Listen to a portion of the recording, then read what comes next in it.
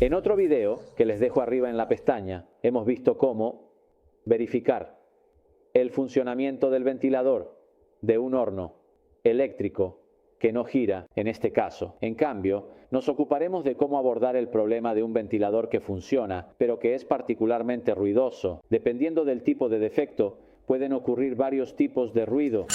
En este caso, por ejemplo, es un ruido metálico que nos indica que hay algo en el ventilador trasero.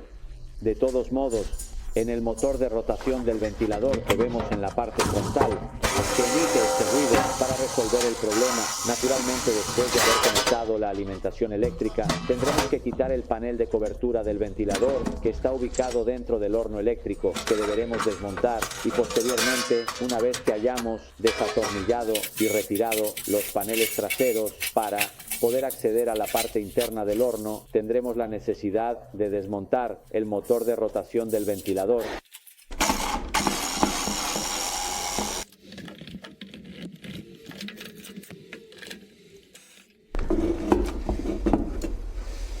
Ahora que hemos extraído el motor de rotación, lo hacemos girar así con las manos y siempre podemos oír el ruido metálico que ocurre durante la rotación.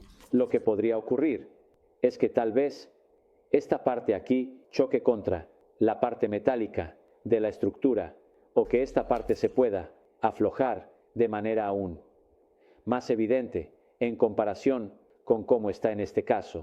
En la rotación podemos ver cómo en este punto ocurre este golpe con esta parte, con esta aleta del ventilador, que podemos empujar hacia adelante para evitar que este golpe ocurra nuevamente. Al hacer esto, llevamos el eje hacia atrás y vemos cuál se encuentra demasiado cerca de la estructura que sostiene el ventilador.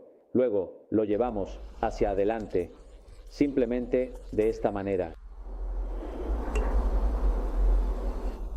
Hay algunas que están justo al límite, así que las llevamos hacia adelante. Y en el momento en que hemos comprobado que, al realizar esta rotación, ya no se produce ningún golpe, podemos reposicionar el ventilador como estaba anteriormente.